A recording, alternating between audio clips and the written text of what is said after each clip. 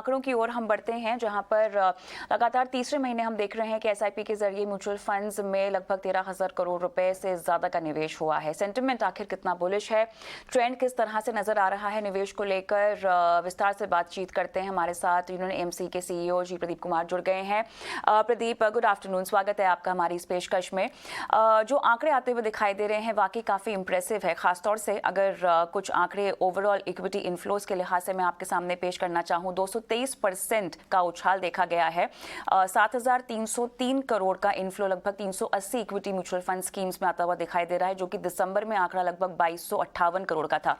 एक चीज जो यहाँ पर ध्यान देने वाली है प्रदीप, आप भी शायद सहमत होंगे इससे, 22% इनफ्लो कम है अक्टूबर के मुकाबले। 9,390 करोड़ का इनफ्लो था, उसके मुकाबले 22% की कमी। लेकिन लगातार हम देख रहे हैं दूसरा तीसरा महीना जहां पर इक्विटी इनफ्लो बढ़ा है, और एसआईपी के जो आंकड़े हैं उसके जरिए भी जो निवेश हो रहा है हल्की बढ़त है, लेकिन मोमेंटम बना हुआ है। ओवरऑल आपको ट्रेंड कैसा आता हुआ दिखाई दे रहा है Pradeep? The trend is very positive, क्योंकि नवंबर के मुताबिक दिसंबर का फ्लोज काफी स्ट्रांग है। इक्विटी फंड्स में नेट फ्लोस आप देखेगा तो जैसे आपने बताया मोर देन 2.5 टाइम्स का बढ़ावा हुआ है, वो बहुत अच्छी बात है। इसका ये कारण ये हो सकता है कि दिसंबर में थोड़ा बहुत करेक्शन हुआ था मार्केट में। काफी इन्वेस्टर्स उसका फायदा उठाने का कोशिश किया होगा।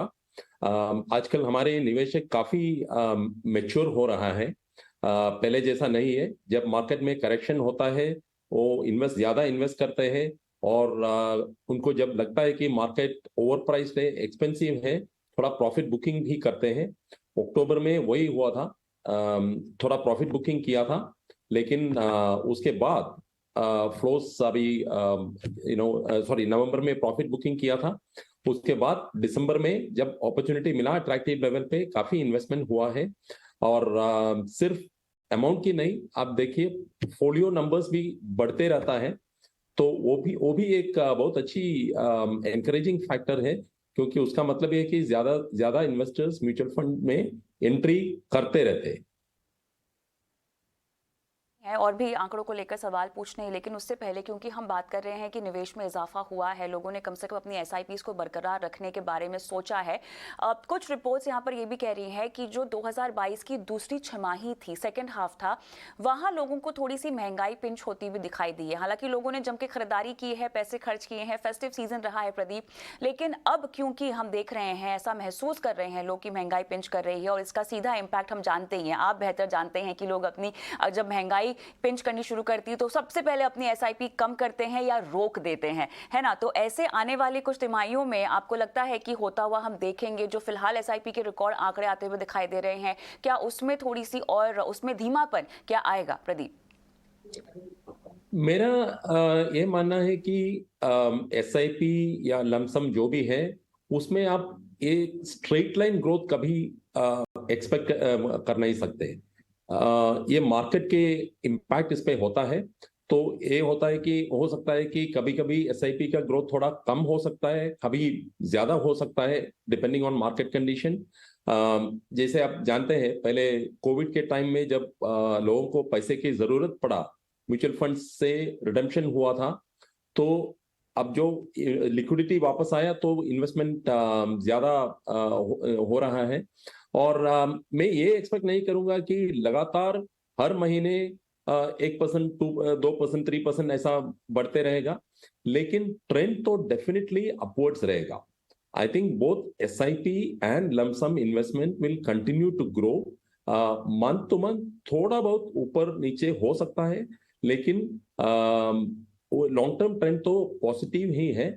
लोगों को अभी यकीन, ये पूरा कॉन्फिडेंस आया है कि लॉन्ग टर्म वेल्थ क्रिएशन के लिए म्यूचुअल फंड और खासतौर पे एसआईपी सबसे बेहतरीन इंस्ट्रूमेंट है। तो मेरा फुल कॉन्फिडेंस है कि एसआईपी इन्वेस्टमेंट बढ़ते रहेगा। ट्रेंड है इनफ्लो का इंडेक्स म्यूचुअल फंड्स में, उसमें गिरावट लगभग 21.7% की 8,601 करोड़ पे ये आंकड़ा आया है, जबकि यहाँ पर नवंबर में ये आंकड़ा 8,601 करोड़ का था और नवंबर में 6,736 करोड़ के आसपास का ये आंकड़ा है। तो हम देख रहे थे कि पिछले कुछ महीनों पहले या इनफैक्ट लास्ट मंथ भी हमने देखा कि इंडेक्स म्यूचुअल फंड में लोगों का रुझान थोड़ा सा बढ़ा है, खासतौर से लार्ज कैप्स को लेकर। वहाँ नरमी, ये एक ट्रेंड जो आपको दिसंबर में दिख रहा है कि स्मॉल कैप और मिड कैप में इन्वेस्टमेंट थोड़ा ज्यादा आया है लार्ज कैप के मुताबिक।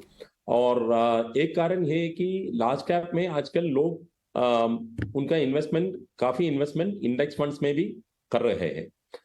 लेकिन जो अपॉर्चुनिटी इन्वेस्टमेंट जो करते हैं और जो लोग थोड़ा वॉलेटिलिटी एक्सेप्ट करने के लिए तैयार है, उनका पैसा पर्टिकुलरली दिसंबर में स्मॉल कैप और मिड कैप में ज्यादा गया है। लेकिन लॉन्ग टर्म पे ये हो सकता है कि जो लार्ज कैप इन्वेस्टर्स हैं उनका इन्वेस्टमेंट का एक पोर्शन इंडेक्स फंड में जाने का चांसेस है।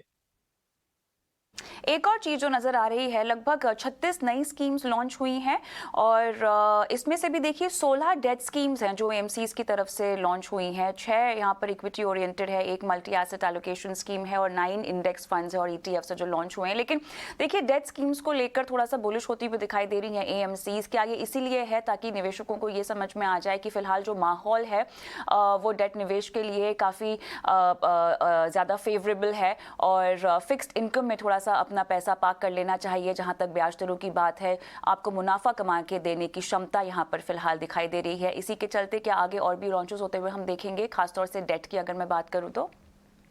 बिल्कुल सही है, क्योंकि आप आजकल देखेगा तो जो हम ड्यूरेशन फंड्स कहते हैं, डायनेमिक बॉन्ड फंड या गिल्ट फंड, वैसे फंड में अक्रूवल लेवल अभी काफी अट्रैक्टिव लेवल पे है। ये हो सकता है कि इंटरेस्ट रेट और थोड़ा बढ़ सकता है आरबीआई की एक्शन के कारण और डिपेंडिंग ऑन इन्फ्लेशन। लेकिन हम अभी 2 या 3 साल का व्यू लेगा तो इंटरेस्ट रेट साइकिल रिवर्स होने का चांसेस ज्यादा है और अभी अक्रूवल लेवल अच्छा है, काफी अट्रैक्टिव है। और इन एडिशन आपको जब इंटरेस्ट रेट साइकिल रिवर्स होगा, मतलब इंटरेस्ट रेट नीचे आना शुरू होगा, आपको mark to market gains, capital gains भी मिलने का चांसेस है। तो मेरा एक्सपेक्टेशन ये है कि 2023 में डेट फंड्स, पर्टिकुलरली जो ड्यूरेशन फंड्स कहते हैं हम, वो काफी अट्रैक्टिव रहेगा इस साल में। ऑलराइट प्रदीप, बहुत बहुत धन्यवाद, आपने समय निकाला और इतनी बारीकी से एम्फी के आंकड़ों पर चर्चा की है। आने वाले ट्रेंड और साथ ही निवेशकों का रुझान क्या है उसे समझ पाने में और समझाने में बहुत बहुत धन्यवाद आपका। धन्यवाद। चलिए हम आगे बढ़